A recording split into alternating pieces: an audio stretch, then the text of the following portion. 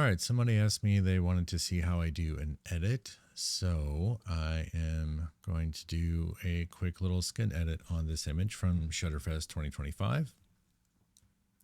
I just did a crop and some basic color adjustments.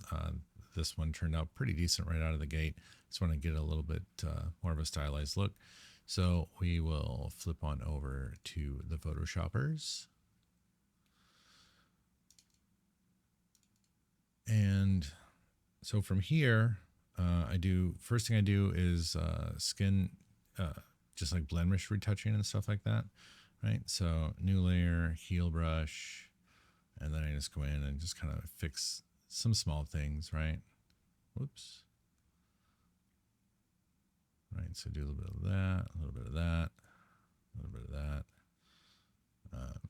She kind of has this scar here that I'll take care of. Do that. There's these weird little skin things that everyone has. Right, it's not really a big deal. The most of this is just removing these hairs. Right, this is the time-consuming part, to go in here and remove just the little stray flyaways. You just want to get them off the face best you can. I am using a Wacom tablet for this, just because I have it. Because when I have to do like this kind of like detailed editing, it's just way better than trying to use the mouse the whole time. So I'm going to try and just be a little quick through here. Just trying to clean up some of these little skin things. I've already done a couple for this model, so I have a general idea of the stuff I want to get rid of. And she has amazing hair, but as you can tell, there are some grays, and nobody really likes to see gray hair, so we just kind of clean these up as we go. And they don't have to be all of them, because it's still part of her and her personality. But I will just kind of smooth out kind of the line here. This whole section's a lot to try and get rid of. And I don't, like, you can do it, but it kind of starts to get messy when you do it, because, I mean, Photoshop's great, and somebody could probably say, well, you could use the patch tool for that. And yeah, sometimes the patch tool works, but I'm not trying to spend a whole lot of time here. I just want to get some of these, the ones that stick out, right? So I kind of like move around the image, and then I'll revisit an area so my eyes don't just see everything all at once. Right, and like I know there's a couple over here. Just some of these little guys that hide in the background. Whoops. Stuff that gets really close to the skin or the eyes. Maybe you don't want somebody distracted by that. I am not going to go through and deal with all of the frizz again, because that's kind of her hair. It just kind of is what it is. I could make it a little smoother, but I honestly just kind of don't feel like it for the demo, honestly. But I'm pretty much done with that. Plus, that's a lot. Like, there's no trivial way to get rid of these. Like, there are some things that are helping, with the newer stuff. And if this were like a paid job, I would sit there and take care of all that stuff. But for right now, I'm just not, right? If we have little veins in the eyes, take care of those. And again, a lot of this stuff, almost nobody would ever even see, honestly, because you're probably not going to zoom in far enough on Instagram or Facebook to see them, but they do make a difference, right? So if we just back up a little bit, turn off the edit, turn that, the biggest improvement is the removal of the grays, right? That's the big one. So I'm pretty much happy with this. I'm going to run an action and create a frequency separation, a group of layers. And that's maybe a bit more in depth than I want to go into. 4 seems plenty good. So what I do, the way I do my frequency separation, like technically you're supposed to be able to do all that retouching on with the frequency separation layers, but they just kind of seem to me to do weird things. So like I don't mess with them. I do my retouching first and then I do the frequency sep, but that doesn't really matter because technically I'm supposed to be able to do this on either the retouch layer for like blemishes and then the texture detail here for, so for example, like I should be able to go in and remove this, right? Oops. But is the thing, you got to make sure sample layers is off and you can kind of go through there and get rid of it. But it doesn't know hair versus color because what we just did was separate texture from color, right? Just real quick. So if I turn off texture detail, what's left is literally just color. There's not texture, right? All the color is in this layer. Well, let me turn off the base layer and my edit layer. So all the color for the image is on this color tone, and then all the texture is here. And if I zoom in, you can see what it considers the texture to be.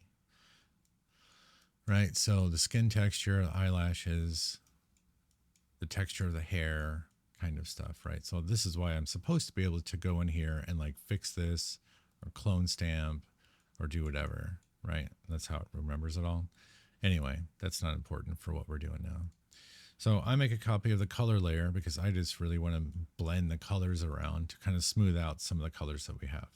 So to do that, I move over, I move over to the mixing brush and I go in, and again, I'll go back to my tablet.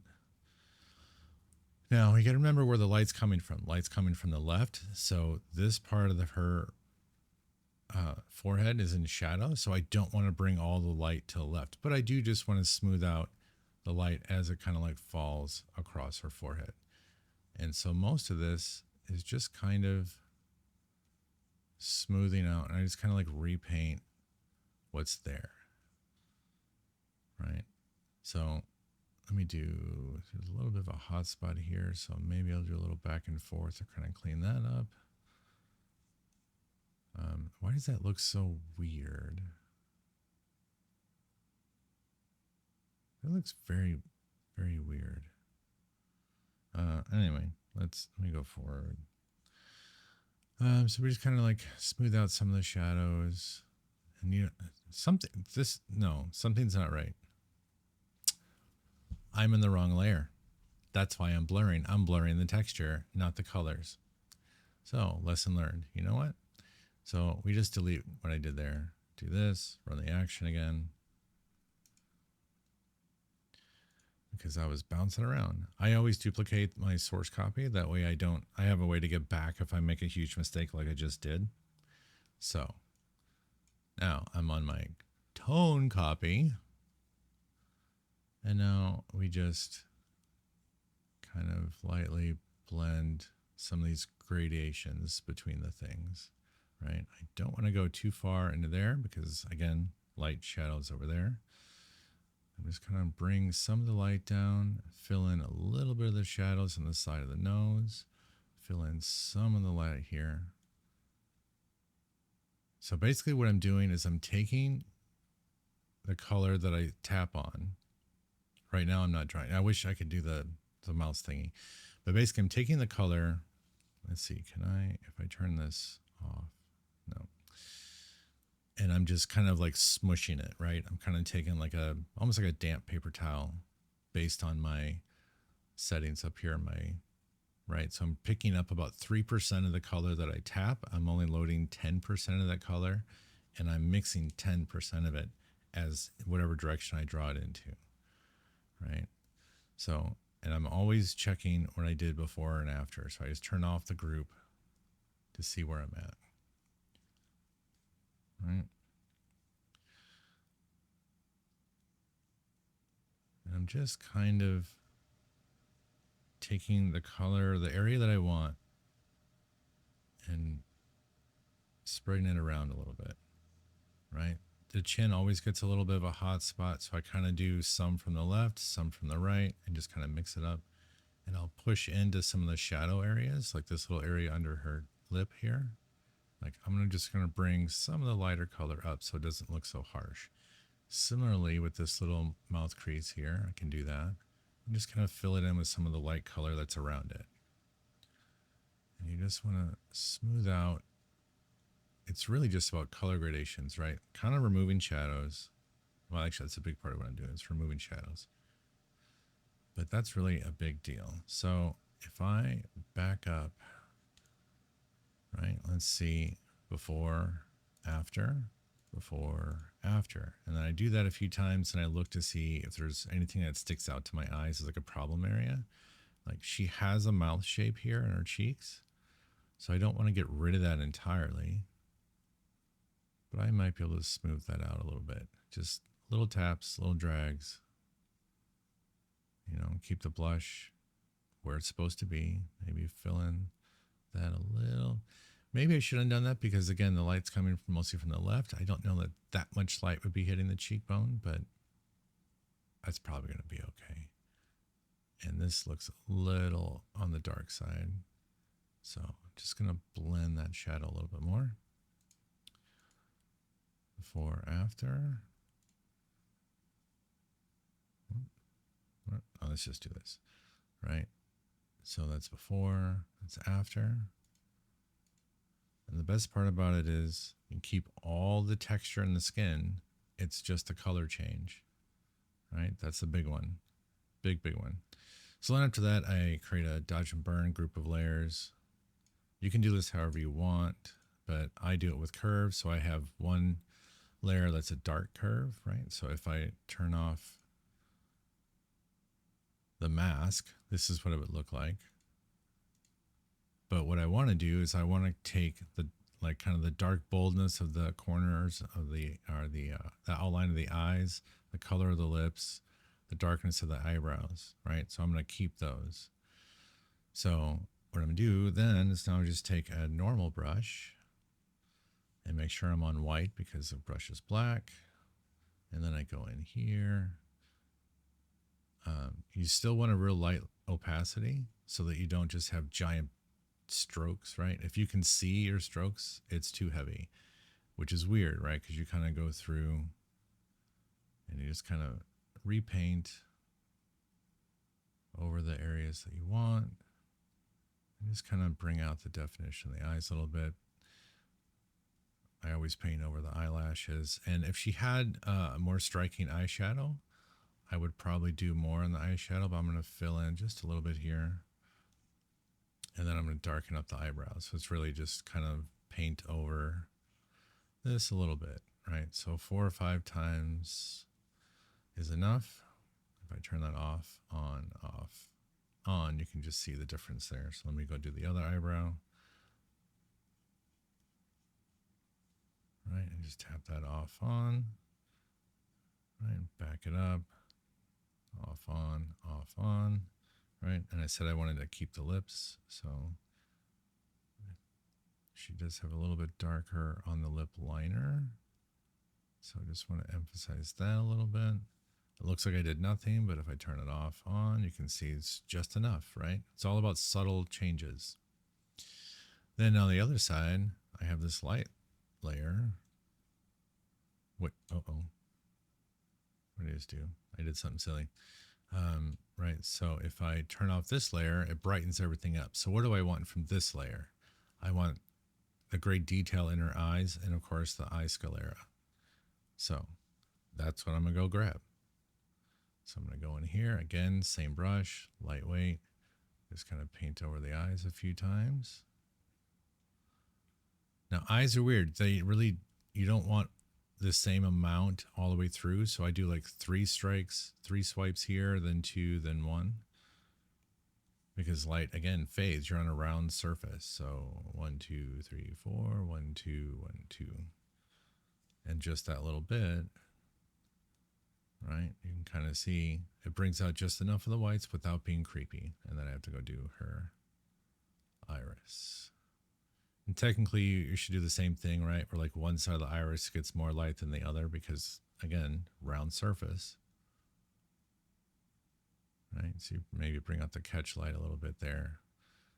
Similarly over here, you kind of do that, right? Oops. Didn't hold my move button. All right, so if this is what I'm looking at with the face here, if I turn off my dodge and burn layer and turn it back on, you can see it really makes her eyes pop. Which again, when you're zoomed all the way out, maybe you don't notice quite so much, but off, on, off, whoops, off, on. And that's it. I'm done. I'm done with this image. So it didn't take that long, but it's long enough. Enjoy. But yeah, I do this for almost every image that I come out of here, especially with somebody that has such great eyes and makeup and skin. And obviously this is supposed to be about, you know, whatever the image warrants really. But I do this for almost all my images that I deliver for custom shoots, which is why I only deliver between 5 and 10, because each one takes, you know, about 15 minutes instead of, you know, 3 seconds of moving sliders. So, all right, that's it.